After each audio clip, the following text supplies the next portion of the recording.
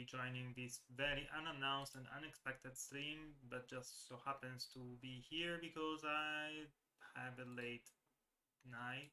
I have some stuff to do, and I don't feel right now like trying to go and rest for various reasons. It was a bit of a stressful day. I assume I'm not the only one having this problem, but after a whole year and change not going out and not using public transport, I got a little bit anxious today going out because I needed to go to a doctor's appointment, which is normal, and yet it ended up just being a bit more stressful than I expected. Let's put it this way. Anyway, so that aside, my current plan today is I wanted to write a bit of CircuitPython code because you may or may not remember that the last time I was doing a stream, well, let me actually show you what I have, right? So, last time I was doing a stream, I was working with this breadboard over here. This one is an I²C, and I forgot the datasheet again. Let me just grab the datasheet again. I²C16 IIS741A single UART with I²C bus or SPI interface with 64-byte FIFO, my RDA, and a bunch of other stuff that nobody really uses nowadays, not anymore, but like it's still in use if you are doing that kind of things. And I've been using this with the ESP32 because the ESP32 cannot go as low as 104 bps, which is what I need for my aircon. Now, what I do have over here is an Adafruit Trinket M0. And the reason why I have a Trinket M0 right in front of me right now is because, well, I have another one of those SC16s, and I have an Adafruit Trinket. And the reason for that is I get slightly annoyed at trying this over the over the ESP home. I would like to try this on CircuitPython because as it turns out, part of the problem I have right now is I have no idea exactly how it works because the datasheet is horrible. It's not written in a way that it is, in my opinion, human consumable.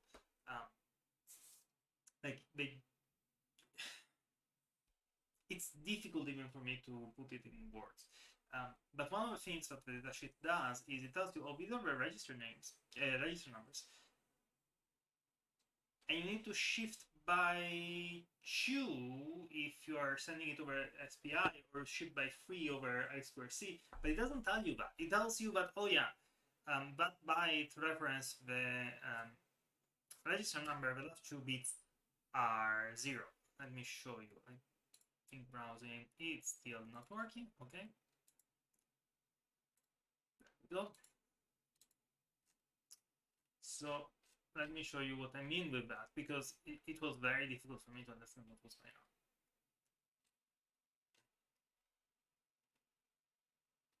So, not the CTS.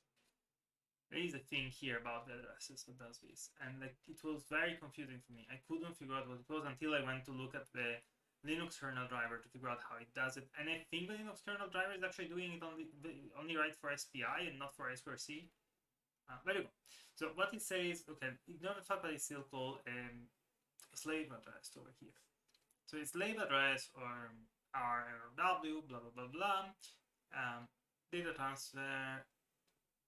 Yeah, this is the genus I²C, right? So it says there is data, and there is data. And, oh, there you go. So there is a start, there is a slave address. Sorry, peripheral address. And then it says register address, and then it says see table 30 for additional information. And if you look at table 30, which is this, it tells you that bit 7 is not used.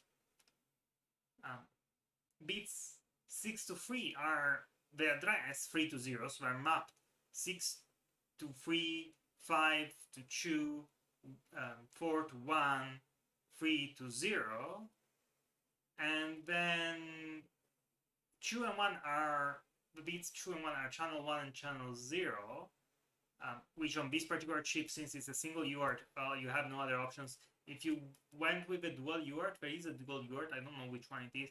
Maybe I should have gotten that one because I need 2 UARTs. Maybe, yes. And then bit 0 is unused. But this translation here means that, like, if I give you any register address, you need to shift it 3 ways and put 3 zeros, like three trading zeros. Otherwise, it's just not going to be there. And that's just silly. It gets worse.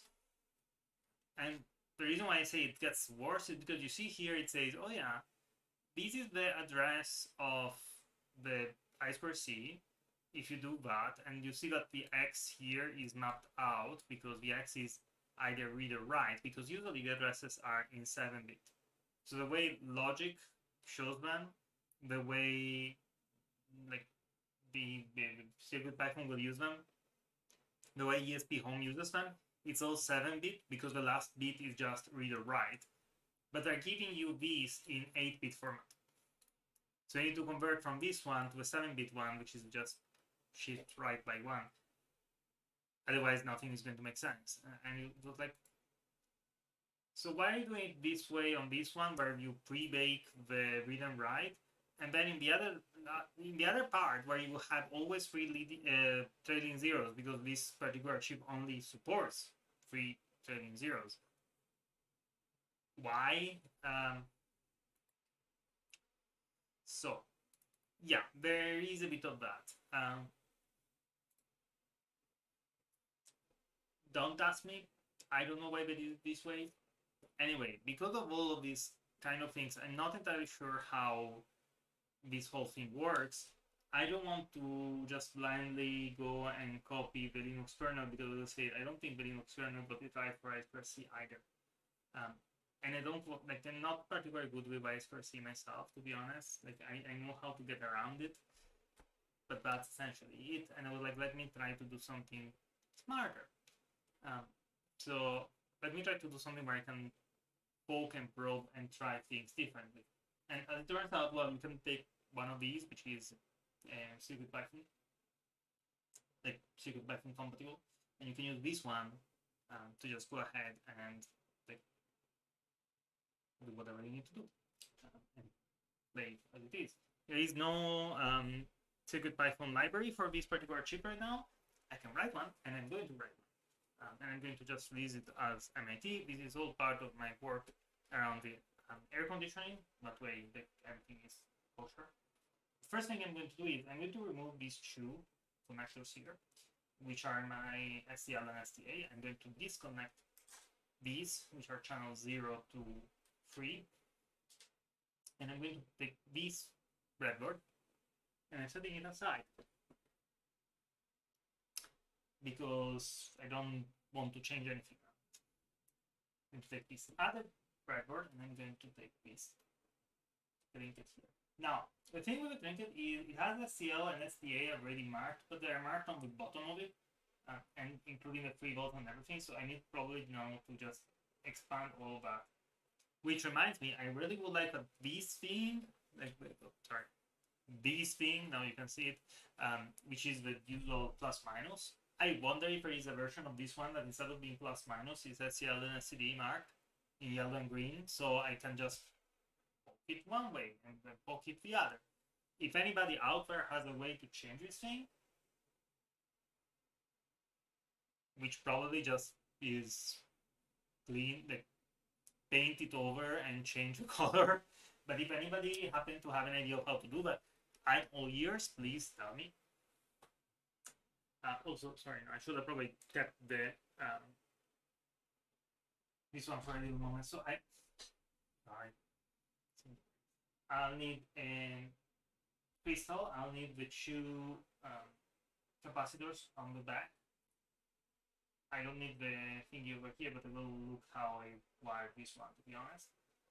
And I think that's all I need, because those are power now. So let me grab the things.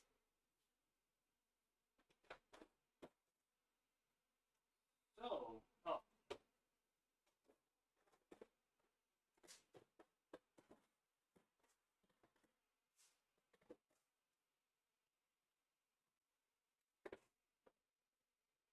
One of the things I actually want to take a look and see is the standard it gives me here in the datasheet is to use the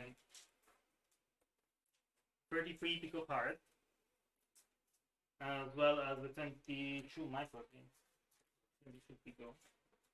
Okay, let me just double check what the datasheet said.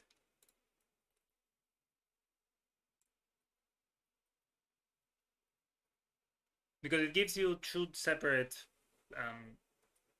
possible crystal connection. And I'm sure that there are other ways to deal with a crystal. Yeah, you can use an external clock input.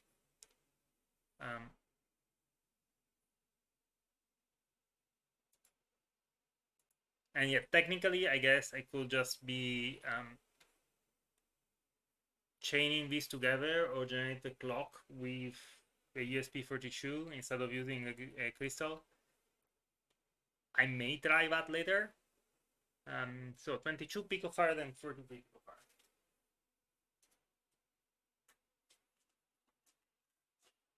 So this is going to be my 33 picofarad.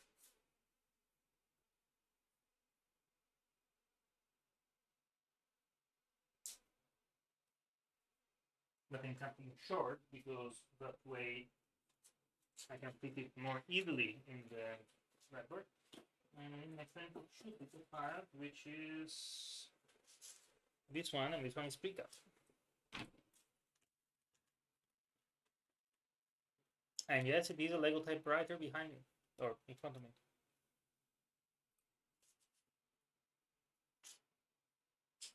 Okay.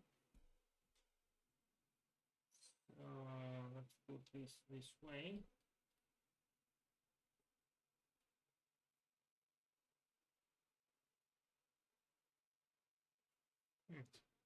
Do I want to change the side of this thing? Well, I do want to change the side of this thing because the crystal goes on top and goes to the ground, and so that makes it slightly easier for me.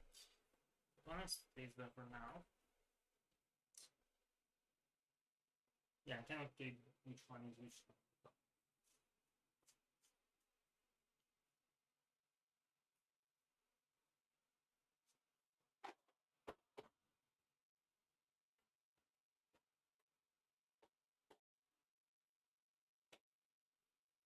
But as that connection will say, through magic of buying two of these, or multiples, because I actually have 3 or 4 of a king at M0. These are awesome, by the way. If anybody from Adafruit is paying attention to this one, please, please, please, please, please keep making this type of devices, these sizes of device, because this is actually pretty awesome. I really like them. So this way I can just flip it, and I can see which one is which. So I should probably just have a set of these threads one to go one side and the other, shouldn't I? On that, too bad. Just always have one that.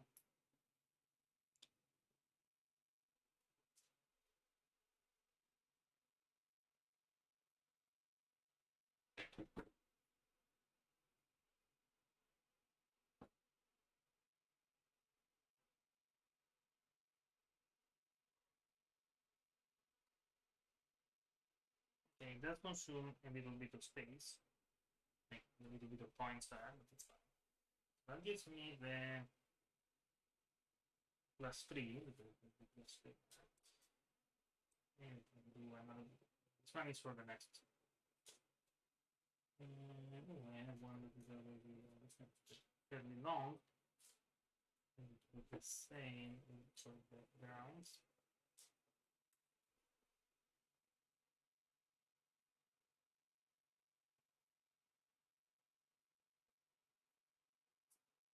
I mean, I'm not the kind of person who takes video a lot. Like, I much prefer. Oh, I much prefer reading to watching videos, particularly to these technical explanations and stuff like that. But I have to say, I have learned a lot through YouTube. Oh, now I made it too short, right?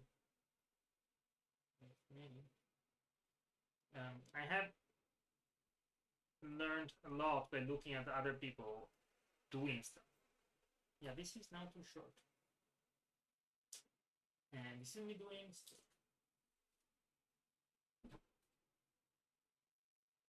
And it turns out I also learned a lot by people making mistakes. That's why I should generally. Oh, I have one. That's why I generally like learning from other people, not just over video, but reading the blogs where people learned other things. That's why I like explaining some of my reasonings of things around. But again, I will have both rails are ground and neutral. And I'm going to put 3 volts there. And ground on this thing is over there. That's 5 volts, by the way, the USB one. For those who may be interested.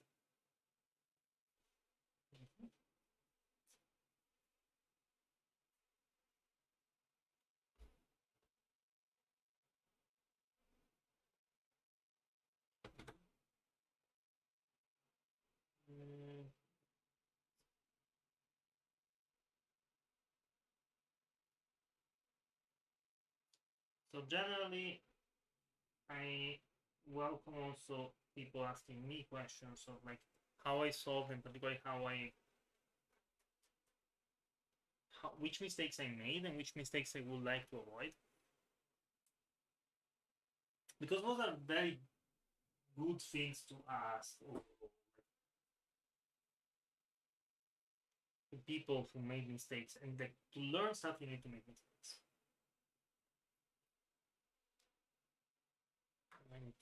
Speaking of mistakes, like, this is way too close. A little bit more space.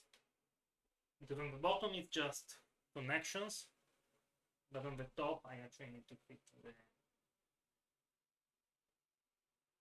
electric stop.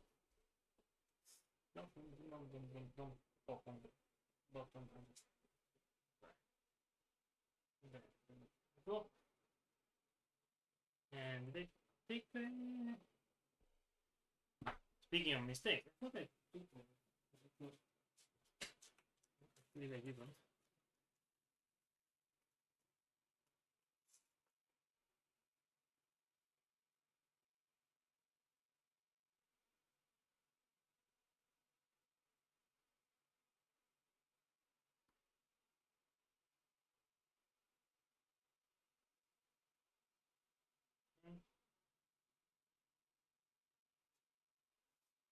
This was one. I still need the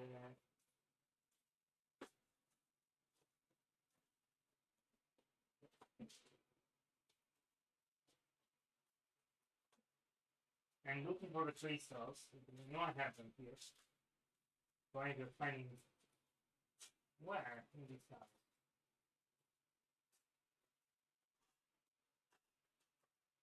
Okay.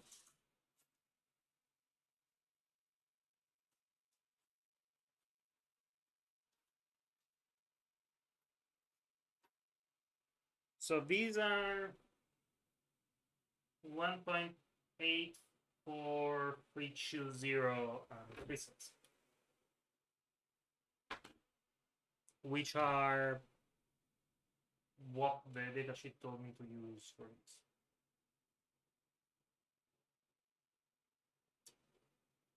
As it turns out,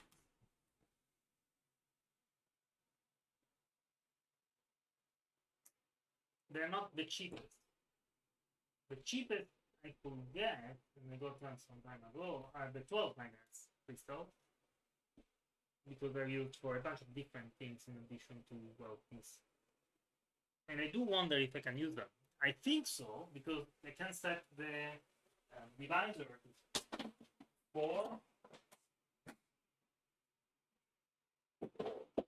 The clock divisor set to 4, it's pretty close to the 3 megahertz, but otherwise it does support.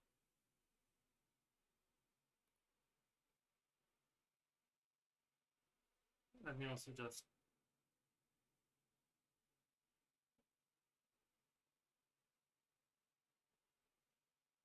retweet myself just to tell people that I'm doing some live recording.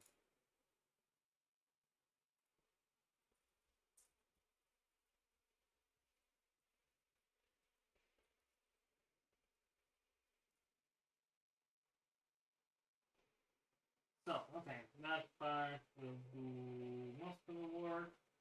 The X and RX are on top there, and then likely go, well, these are going to be SCD and SCL. I'm going to put this in. These two then are going to be my RX and PX, which are. Yeah, okay, let's point to the values. So, I need more grounds. And a couple more.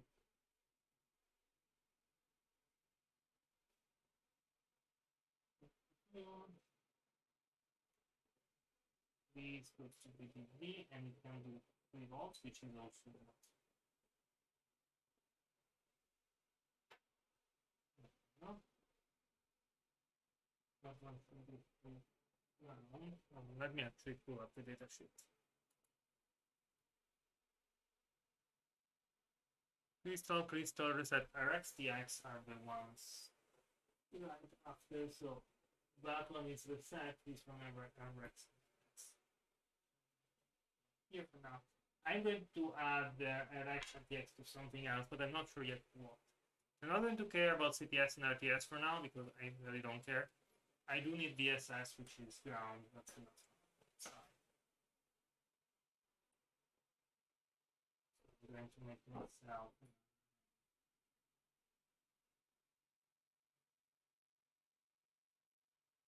I need to order myself some equipment wire so I have a few more of these.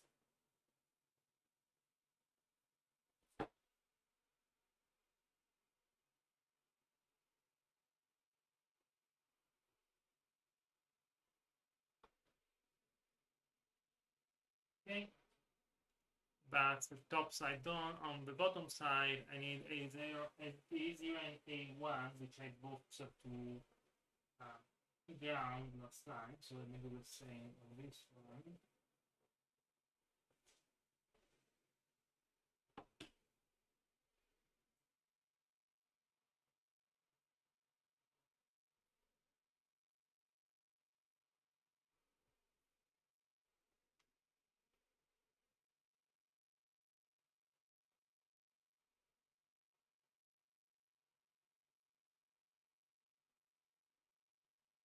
Speaking of things learned on video, this particular model of wire stripper and the matching wire crimper I discovered from a big live video. And I actually enlisted the Patreon for a few months to be told them. Kind of a thank you for having told me something that I wouldn't have otherwise.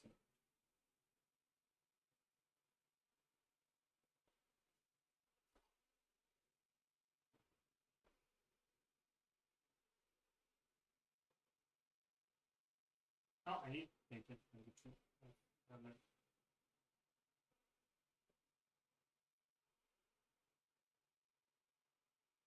Something just changed, right? I was not completely losing I think the light above me finally caught up with the ZigBee. I made this way too tiny.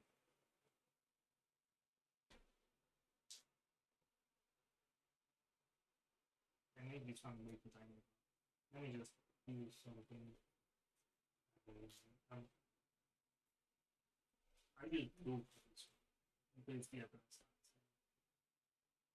So they are grounded, but they're not required.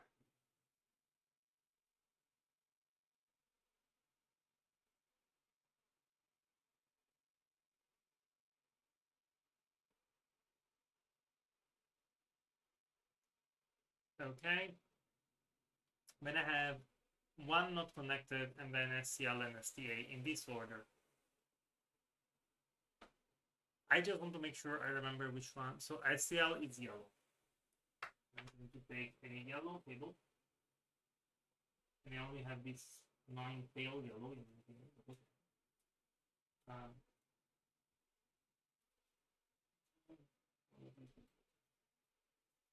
And the green one I will most likely have to. Okay, so yellow.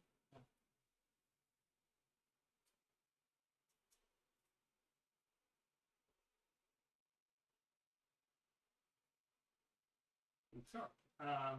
Okay. So the green I definitely need to document. So the SCL.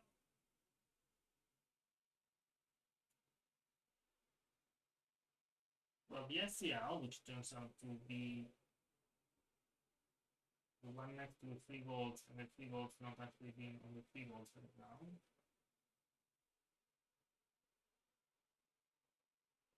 So that one is the SCL.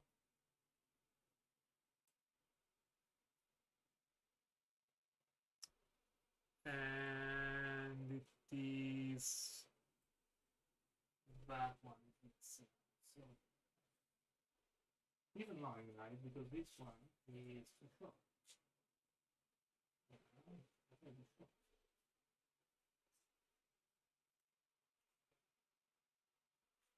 Let me grab the yellow equipment bar.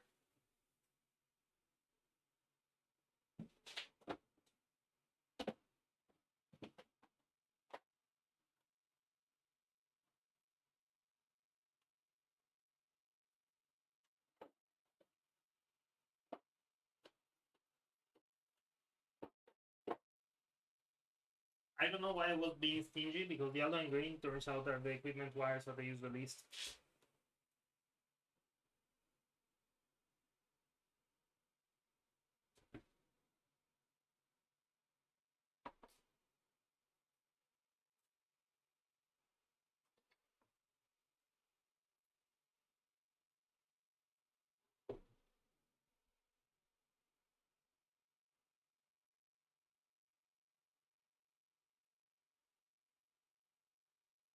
I probably should have started this earlier so that I didn't actually end up at midnight still. It is midnight. Giving half an hour. And I'm still at the breadboarding stage. Not the best.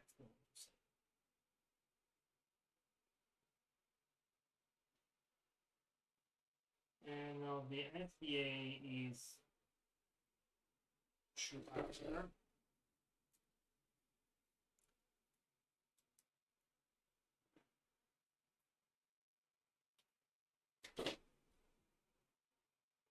I'll say this one for the right length.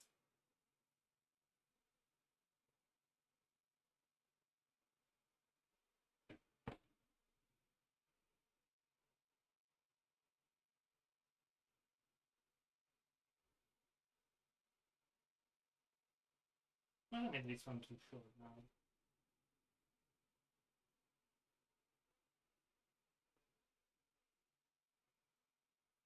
Didn't I? I did.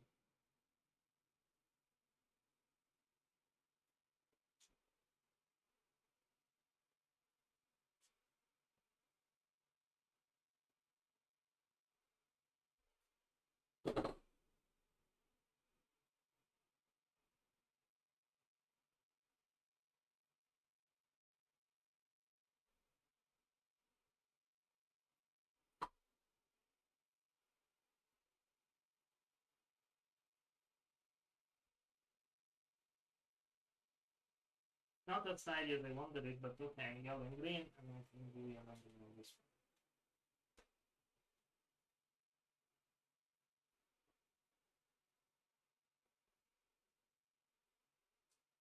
Okay, and then there is one more, which is the I²C that needs to be actually popped up to 3 volts to VDD.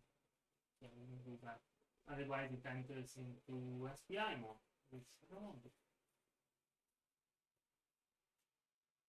Because I need 2 of these. Like if I only needed 1, I would have used SPI.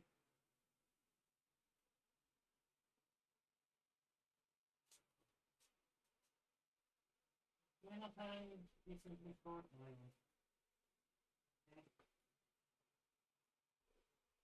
Let's make it.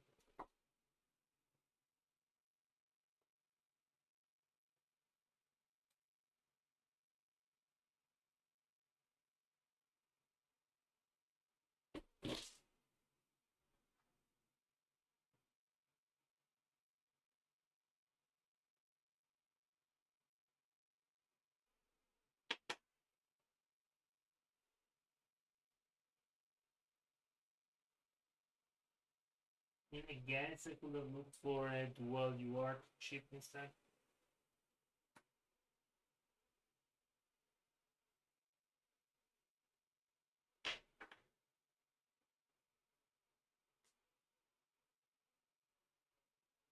Okay. So this should do the first. Now,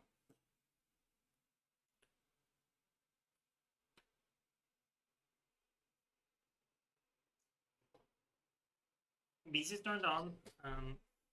Probably has an old version of CircuitPython, so we'll want to go and address that. Let me just.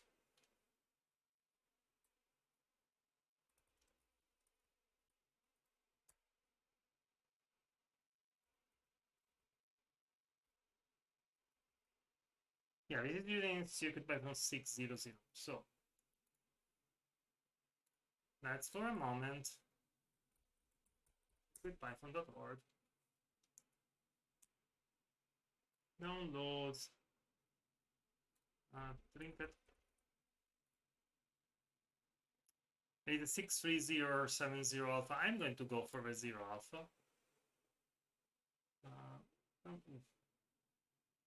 It's the first time I actually do these kind of things. So this is now connected to my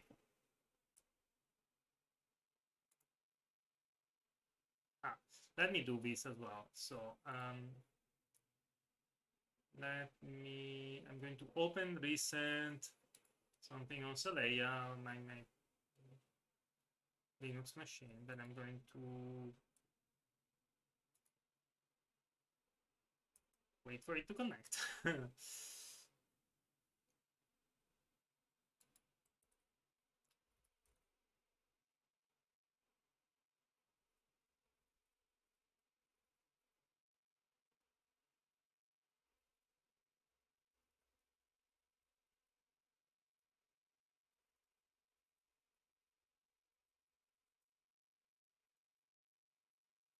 Terminal, yes.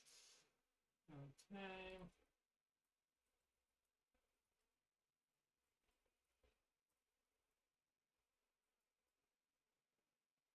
Okay, this will do. So open folder.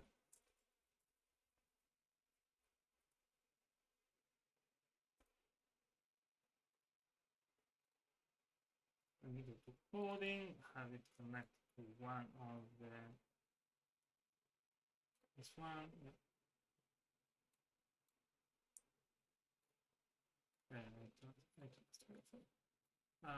I'm going to make this a little bigger.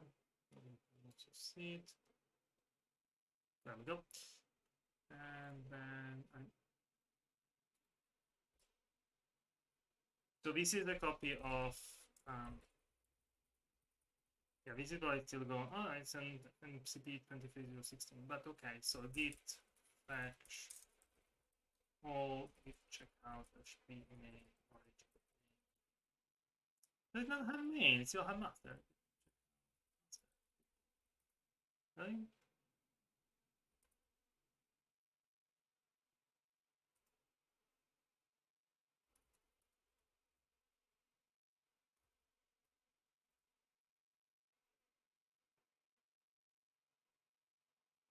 Oh no, sorry, it did check out main. It check out main.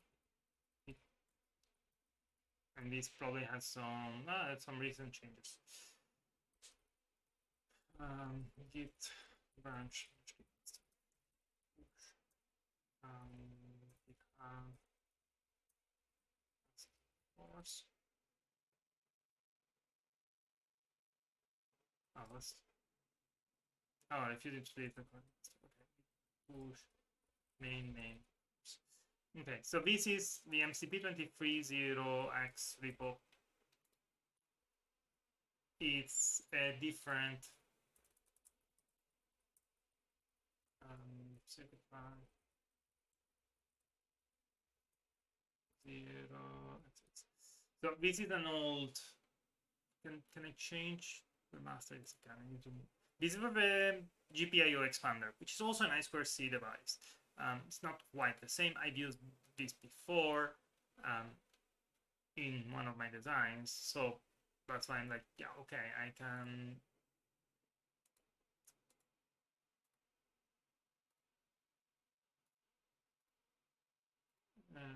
Update the default branch. Now I can push master. Anyway, so yeah, done. I'm going to keep this one and I'm going to create a new one for now, which is going to be FlameEyes CircuitPython. And I'm going to call this SC16IS7XX.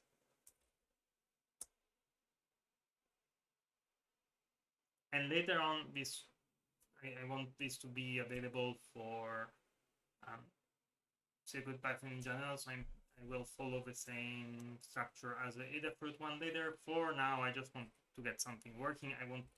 I'll put my name on it just because. Let's start with something. So, and I'm going to add this to the workspace now. So we have a two things matching. Here in the workspace, we should have both of these. Why is it only one right now? I thought I explicitly asked this for to be in the workspace.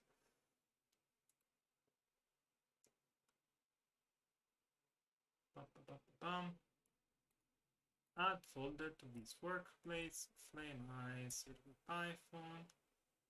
Okay. And it's not doing anything. Why? Okay, so open folder. Yes, it does this offer. If me, add folder to workplace, Adafruit MCP. Okay, will this work? Yes, this one worked. Why? Because it's empty. That's probably why it failed before. I'm going to put this FlameEyes as C16IS7XX. And then I'm going to follow pretty much the same structure. Like this one is empty. You don't need to mark it as unlicensed anymore because an empty file will be ignored by. Yeah, made a mistake. Maybe permanently. Yes. It's going to have a folder.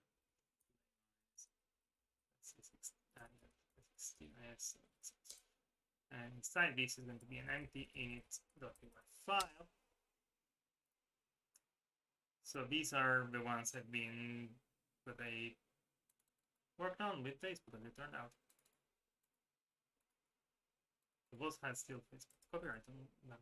I just need the basic structure.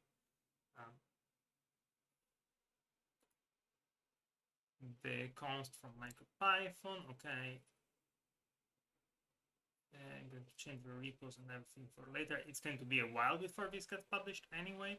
This one has the I²C and all that kind of stuff, but this one that mine will not have because it's not actually that. But I am going to get the I²C stuff here. And I will probably do this one, maybe. I don't know if I need this part over here. Possibly not, because I'm not sure how the 16 bytes are going to be, but for now this is going to be.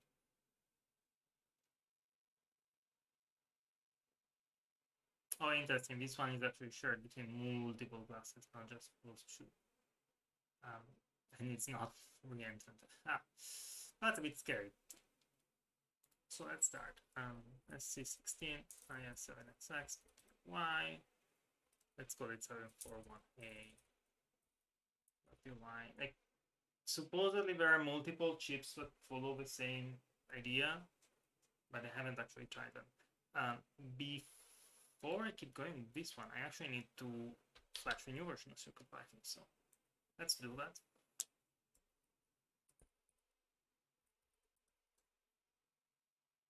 This is one of the few things that it's actually easier to do with the UI, with the GUI. So I'm actually doing this with my KVM. There is not enough space. It's interesting. Let me do everything. Well, let's go to the list. Yeah, that's fine. And this.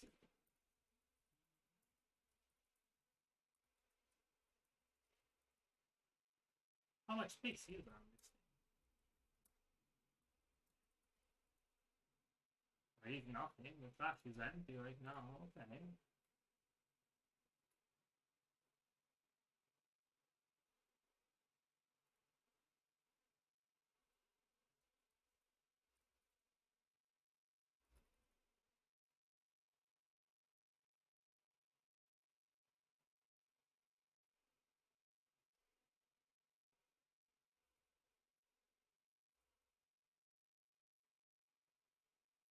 Want it open?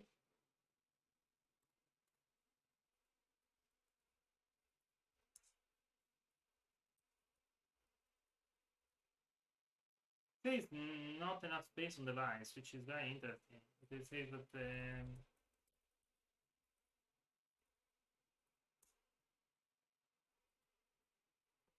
I mean, technically it is true because the UF2 for this trinket M0 says it's 360K and there are only 35K on this thing, it says. Directory read failed. Okay, let me just disconnect this over this thing. Okay. Let's reboot this trinket.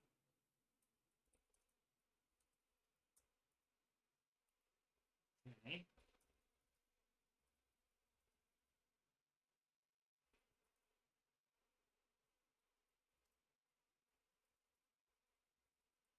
And there are only 64K. Funny. Because the image is like 300K. It is a trinket M0, but I don't know. Trinket M0, let me download the 630.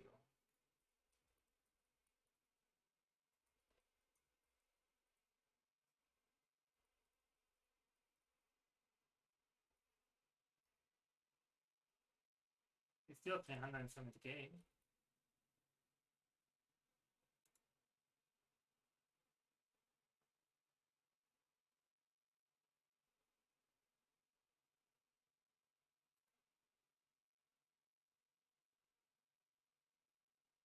I mean, that is an actual problem, right?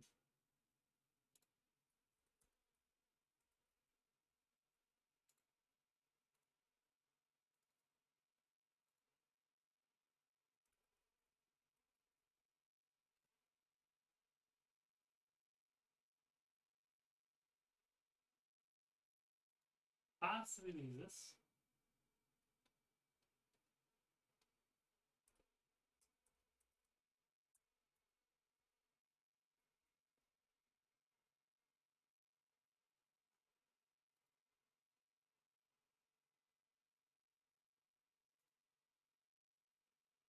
So if I look at 601,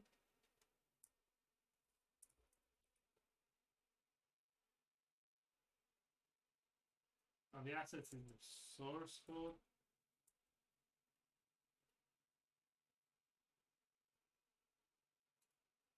And browsers free, yeah, okay. NGB. Yeah, the trinket M0 is always 360 kilobyte. Why is this loaded as like...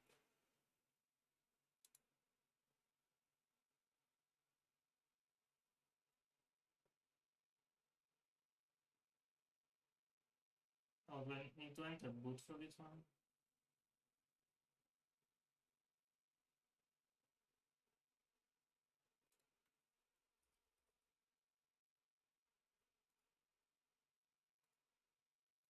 Ah, yeah, I need to enter boot.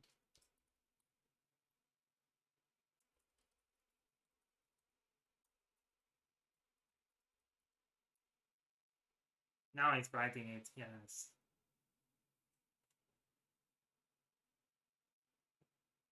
And it rebooted the CircuitPython. Hopefully not 6. 700 for free. Yay! Okay.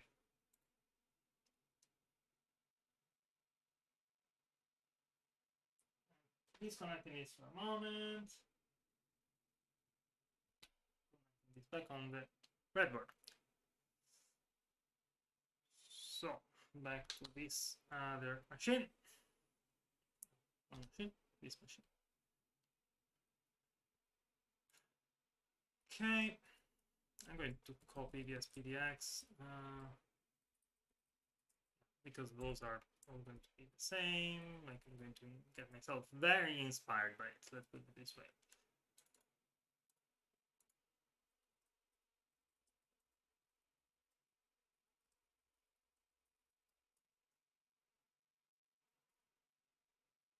And this is I'm going to import this one the same way. I'm going to import,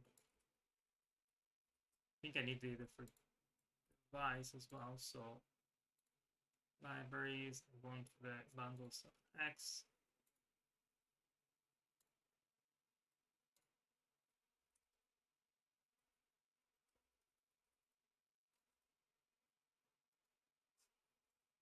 This. I'm going to download a copy of that. Link.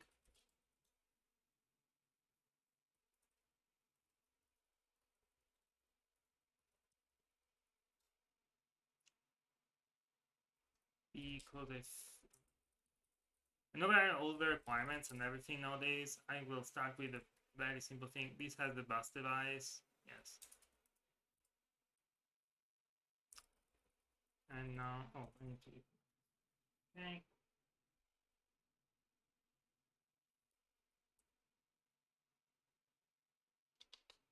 And then connect it to.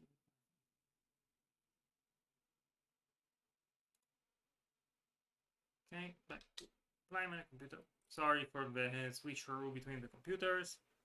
Some of this is annoying to do from Windows. And if Windows had a good way to deal with serial ports, like a TO for Windows, I wouldn't even be bothering using Linux for this one. I'll be very honest. But it doesn't, so. So if I go media, CircuitPython, you can see let's boot out. Adafruit 7 also. Adafruit CircuitPython 7. Good. So cp lib Adafruit bus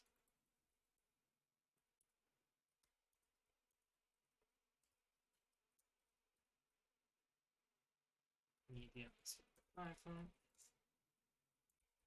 Okay. Let's bus device. I think everything else is fine. So, and now I'm going to open a new one of this thing. I'm going to TI ACM0. This is the REPL for CircuitPython. Import Adafruit bus device, or from Adafruit bus device. Import I²C device. This should be working. Yes, it works. Awesome. Great. Perfect.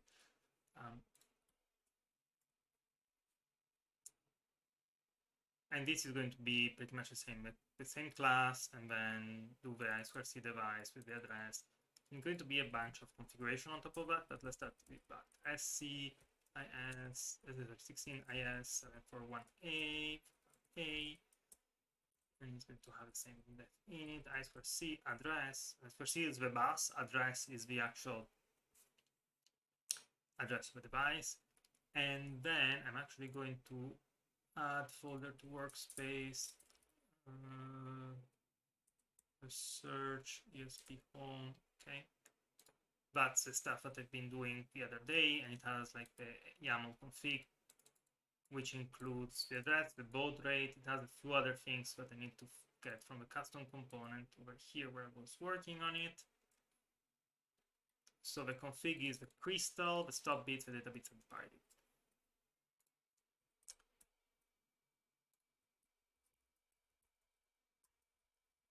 I'm also going to go and check the CircuitPython UART, see how does that work, how does that write it. So there is a bus.io UART. That's very interesting because I think the bus.io is a standard thing. So like import bus.io, dict bus.io. Oh dear, sorry. Yeah, you see I²C, SPI, and UART, and if I do, it has its own init, and it has a bunch of other things. Read line, read into. I should probably support all of those so that it looks like a UART. But I'm going to start very simple, and I'm going to just, I want to initialize it. I am going to include the crystal log for, because that's going to be needed. It's stuff. Actually, no, you know what? I'm not going to add that over here. I'm going to initialize it with the very basic stuff. And I want to make sure that it works and that it can send something. And over here, I have actually the registers, except that I'm going to have to make a bunch of changes here as well. So these are the defines for the registers from before. I need to have all of these as const. I'm going to remove, I'm going to make these look that way.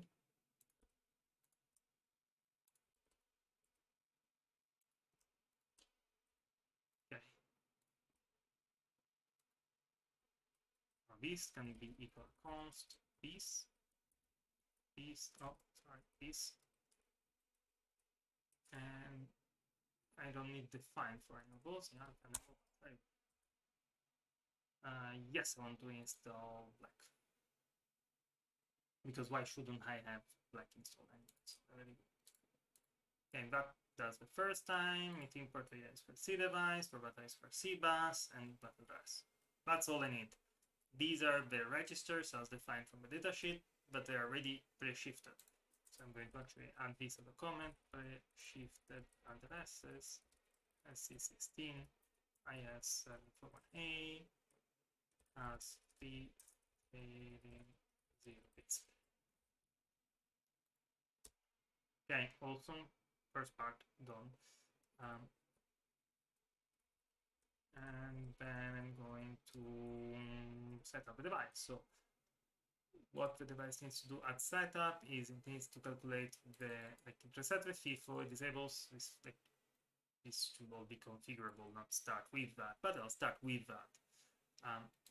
And then I will just go for write U8, I think. We start device as I²C.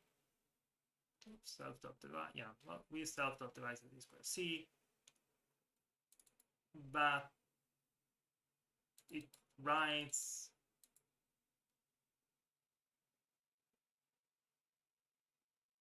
right an 8-bit value to the specific. Okay, something feels a bit weird. CircuitPython I²C. Pardon.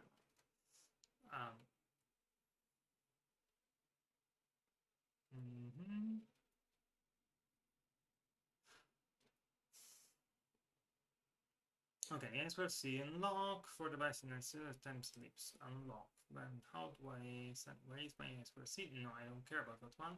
It's just already marked there. That can be no. Can I actually? How do I use it?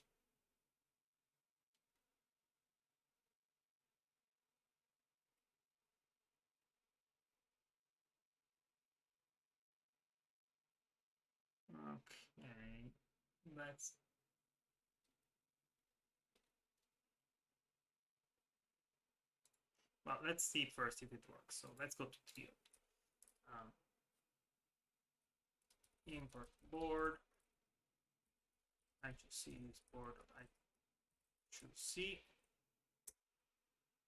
No pull up found. Okay, I need to, it says check my wiring. I actually don't need to check my wiring. I know what it is broken. So I think it's 1K.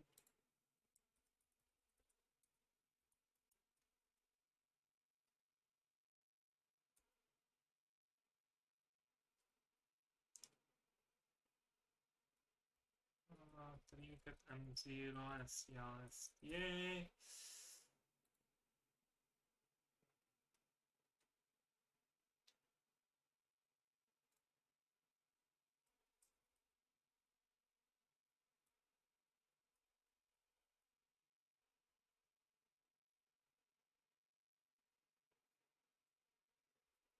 What's pull up? I forgot which pull up I need.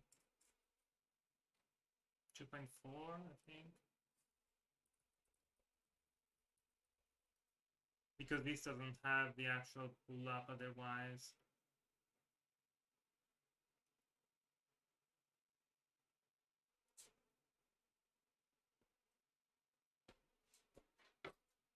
No, I think it's for 7, 1.5.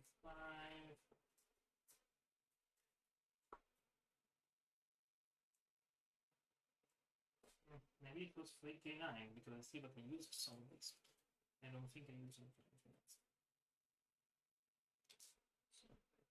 So here, and this one here, this one over here, this one over here, and I'm going to try first. Pull up, pull down, what does it say is pull up.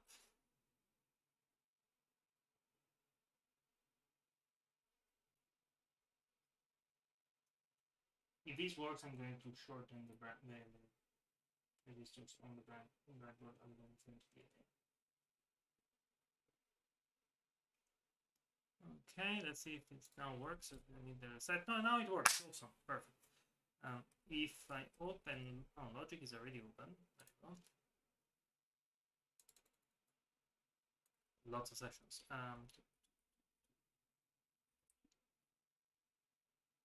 Open a new session and I listen in. So let me go to analyzing. And now send a scan. If I remember how to send a scan, I had it in a moment ago, and now I forgot. There you go. Scan. Yes, I²C.scan. Very simple. Let's send the scan. We should be seeing. Oh.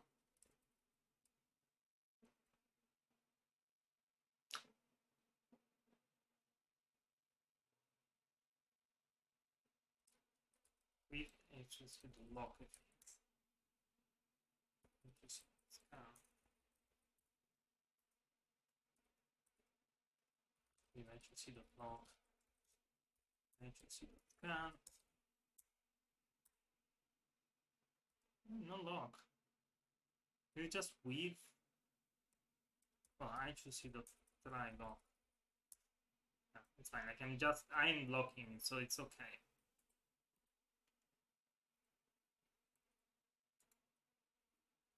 Stop, play again. And now hit scan. But it sent something, but this didn't actually reply. That's interesting because I expected it to actually reply. It's not replying, so either this is not working right now, which may be the case, or I did something wrong.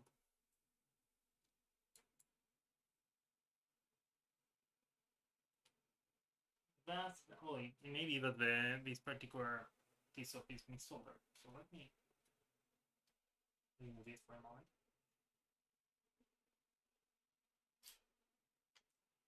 And I'll get the one that I know that works because I tried it.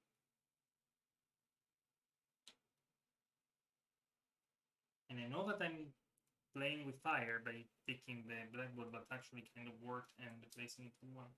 But might not be.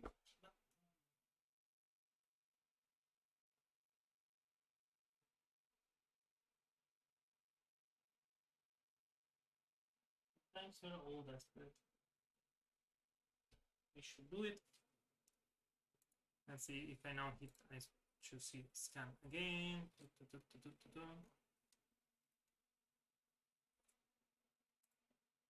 Stop, start. Scan. 77. Yeah. Okay, so the other one works and this one doesn't.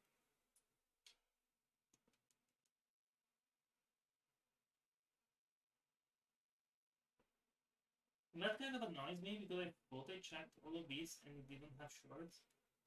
Maybe it did.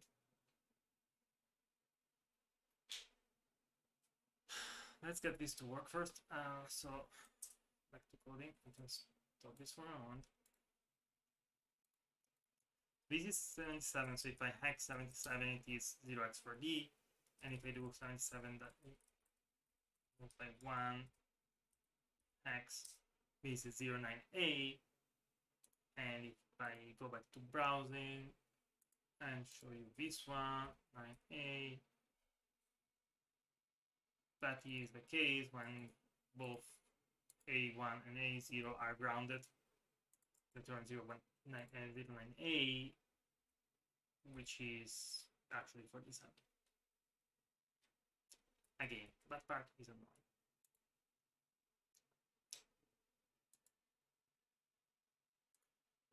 So this starts with that, and then I'm going to essentially just do the same thing as before.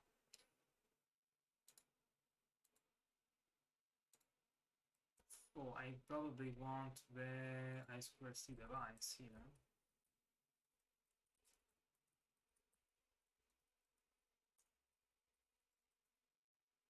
There we go. So this is the I²C device. Read into buffer, like read into I will need it eventually.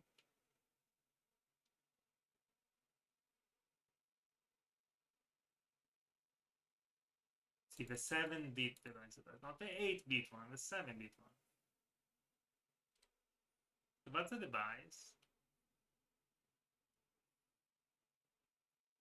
It doesn't have like high level, send this I²C thing over to this register. I need to manually write it, which is a tad annoying. It would be nice to have a little bit more of an abstraction, because this has the abstraction, you see. And I'm going to copy this abstraction very blatantly for now. But I don't think this should have been, like, this should be encapsulated.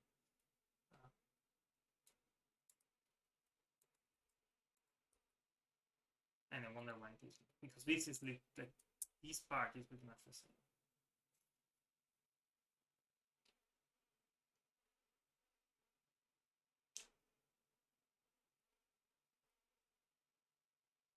Oh yeah, now I see why. But so yeah, I'm going to remove 16 here, and the reason for that is something that oh sorry, I'm not showing you what I was doing. So I copied this, which is the MCP 23 0xxx 0xx. But that's the other part, because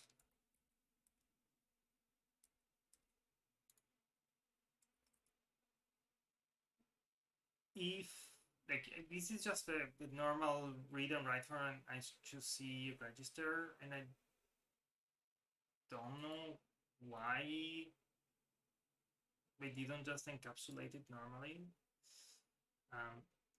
Like, why is I²C device not exposing the same exact functionality that it should be? It isn't. It should be. But when I went and I said, okay, that these include the U16 and U16 read and writes, And what this does is, because if you have two I²C registers one next to the other, you can actually go ahead and write 2 bytes at other drives. And there is one case in which you have a 16-bit in this particular chip, but it is for DLL and DLH. And these are not 0 and 1. They look like they're 0 and 1, but remember that they need to be shifted. So these are not actually contiguous. So no, I cannot write and read it this way. This doesn't have a 16-bit. It only has read and write. Okay, so when the device starts, I want it to write write 8 on drag FCR06, and then set of write 8 drag R, it's 80, that's 40, that's 20. And then I'm going to assume that is parity known and 3 bits. Again, I'm going to just do everything. So LCR value equals 3. We'll do actually calculated, and then the divisor is going to, and then I'm going to say divisor is the crystal clock. So 1 point. What did it say the crystal was for this one?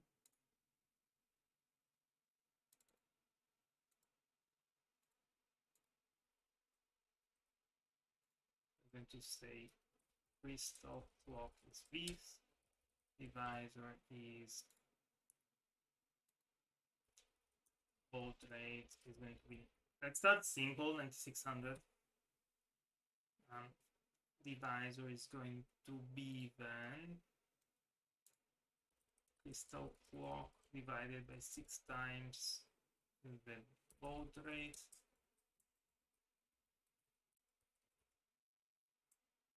Okay, so this out of write 8 drag LCR to 80, but enable setting the divisor. Set of write 8 divisor, and like here I'm going to assert divisor F divisor 8, oh wait, this is drag DLL, sorry, drag DLH divisor.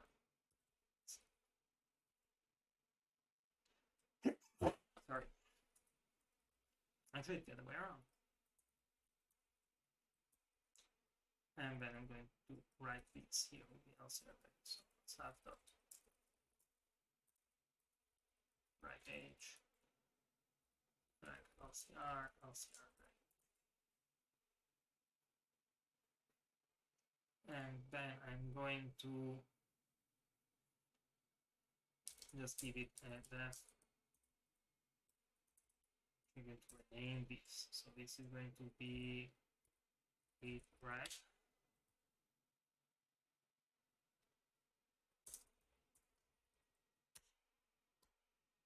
No, it doesn't. Oh yeah, it does. And this one is going to be, because I have write and read for the actual serial. So this is going to be self bytes. Well, yes, bytes. Self does write buffer bytes. And for now, I'm going to assert that the line of bytes is going to be 1, because I want this to be one thing at a time. And then I write the byte. What I'm going to do is I'm writing to THR. So set write drag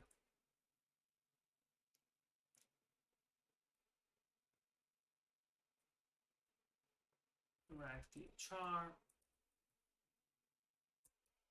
Let's see. And this should be sending the actual stuff over the serial port.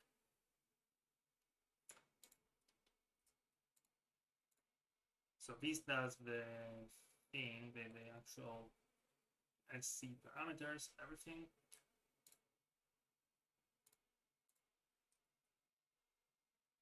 So I'm going to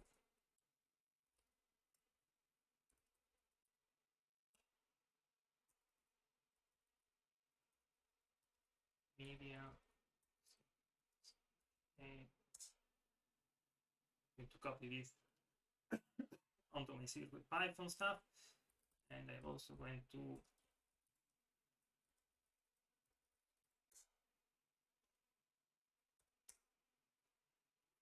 yes, I'm going to open this. I'm going to open my code.py, but I'm going to execute here. It's going to be pretty much the same. So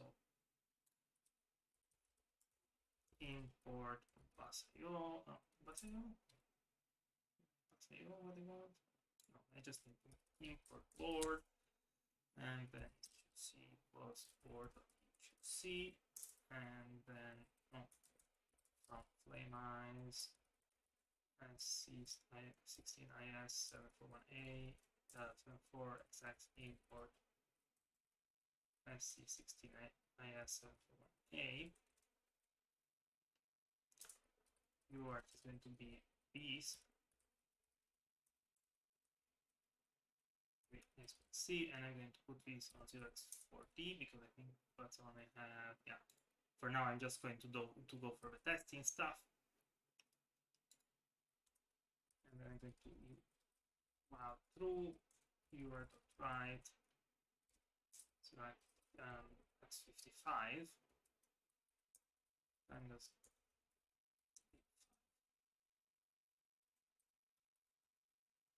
import time. Okay. Non-module name FlameEyes CIS for XX. Did I not copy it? FlameEyes SCIS 7. Oh, it's 7XX, not 4XX. Fine. Unsupported types for float and int in init line 58. Ooh.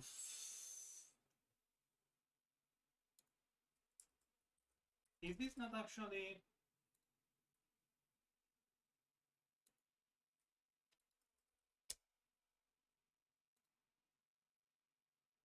object of type has no length on line 63. Oh, 10 bytes. Buffer. Maybe it should be also buffer. Okay, so I'm getting there. Can't convert int to object string to string implicitly on write rag.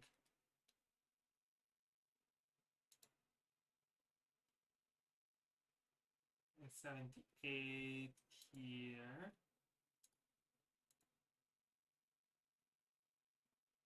Can convert int object to string implicitly.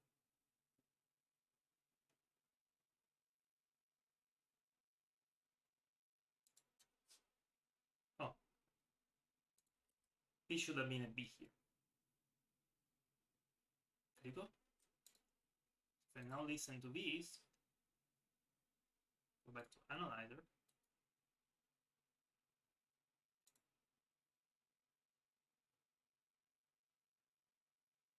Oh, I'm not actually listening to the right stuff. Stop. I need 7 as well. Play.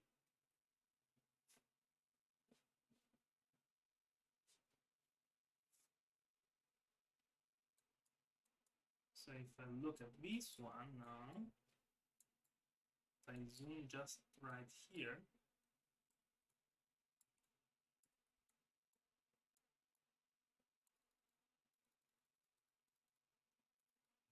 there you go. That's 0x55 plus ACK that is sent over. And that should be 0x65. If I now add an analyzer, stop, I need an analyzer here, async serial on channel 7, and I'm going to go for 9600, save, 0xff. That's interesting.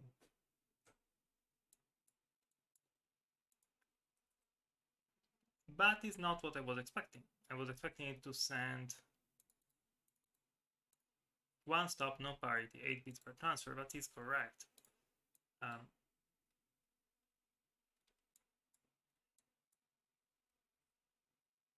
I probably got the calculation wrong. Like that's much faster than it should be. It may be that the trinket M0 has some trouble with this division because I don't know if it, let me see. So let's go back to coding for a moment. So that's going to be my crystal clock. That's going to be my baud rate.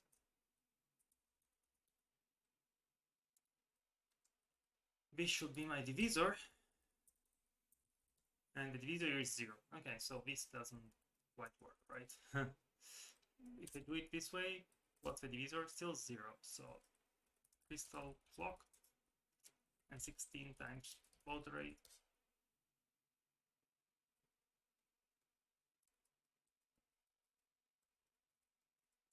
I got the calculation wrong, clearly, right? So let's see. This crystal clock divided by 16 times the baud rate.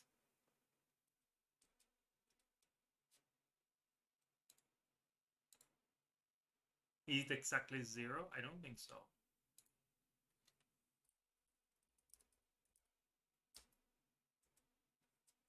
It's crystal clock divided by the trace scalar times the baud rate. Yeah, it should be 16.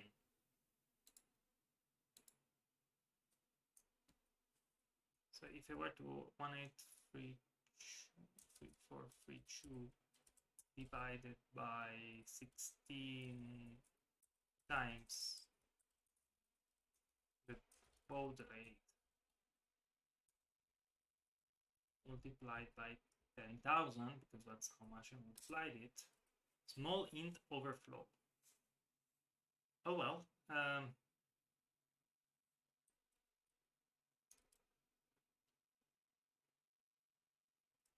So if I do crystal clock divided by 9600, I get a very small number, which if I multiply it by 16,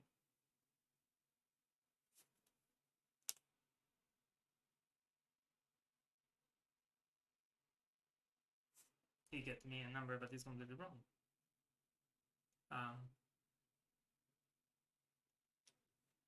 In which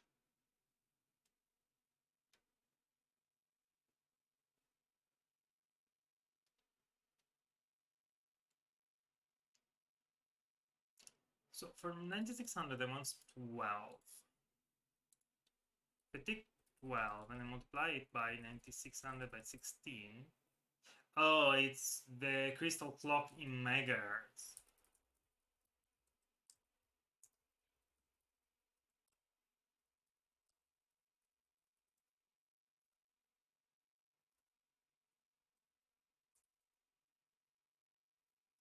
Still not right.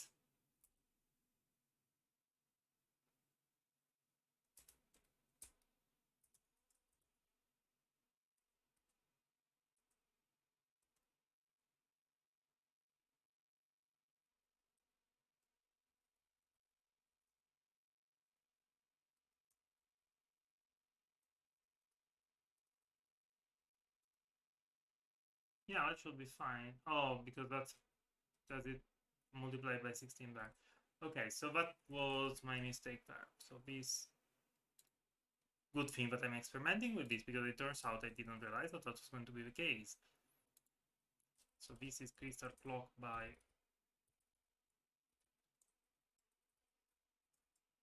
there we go. One more thing fixed.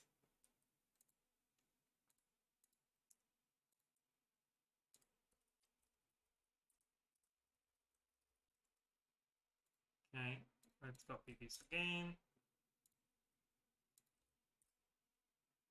Let's start again the analyzer, and then I'm going to call it if this is sending at the right data, and it's not. Why is it not?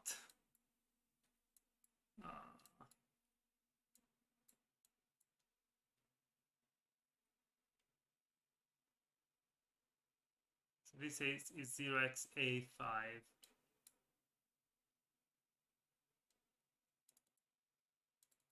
Async serial. How is it configured?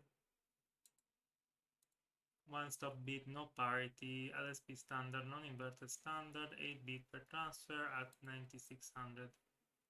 1, 2, 3. Ah, that one is. So this is likely skewed frequency. I wonder why.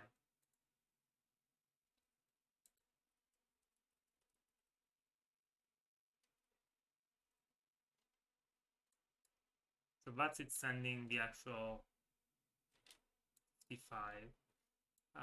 Oh, you know what?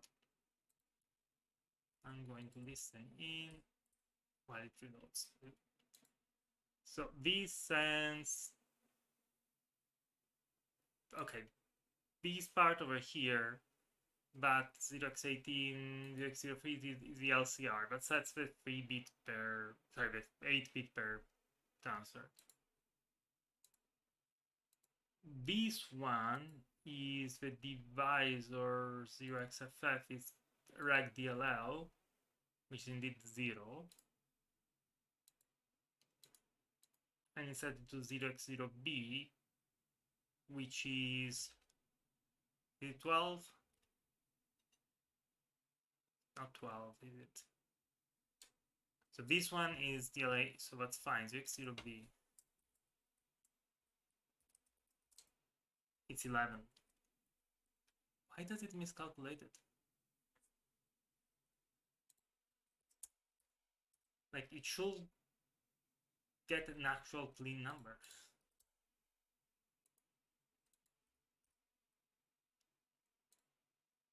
Let me listen again.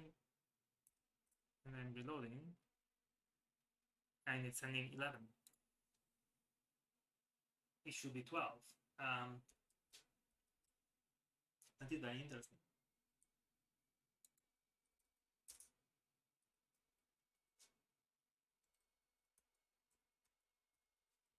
If I do it this way, will it actually work?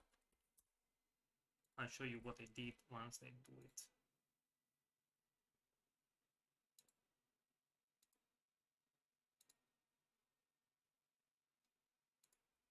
So I'm going to hit play on this one. I'm going to do this, we should reset it very well. Okay, stop. Yeah, it's now sending C. So that's going to be interesting. Like, crystal need to be in integer form, otherwise it's not going to get out right. Yeah, 1 hour and a half of a stream. I didn't really go very far with CircuitPython at all this time. It's been mostly breadboarding. I also know that these things need to be retested, like point to point, to make sure I don't have shorts and that I didn't burn it, because that's also an option, which slightly annoys me. If I would have burned it, because I will, like, I don't have many of these anyway. If I have to resolve that, I will, but like, it's annoying. Yeah, I just need to make sure that I have no shorts. Thought I did.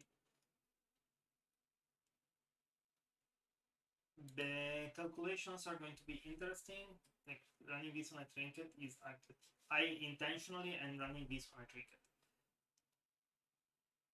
I do wonder why the I²C bus on Adafruit is not actually doing the right thing. I also have, so what I did right now to get it to work, to send 12 correctly, is I change the crystal clock to be an integer. The other thing that I'm a bit confused is if I do 3 divided by 2, I get 1, which is correct.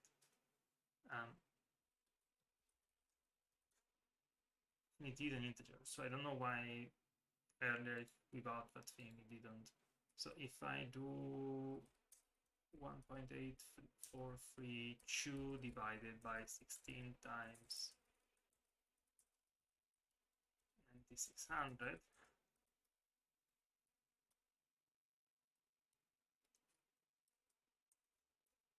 And if I do this, that's interesting. That's a bug. That's clearly a bug. B should be int 0, not 0.0. So something is clearly wrong with this one. That's going to be fun. I will just file a quick bug right now, and then I will go to bed. So thank you, everybody. See you next time. I hopefully will do a little bit more of this later. See you.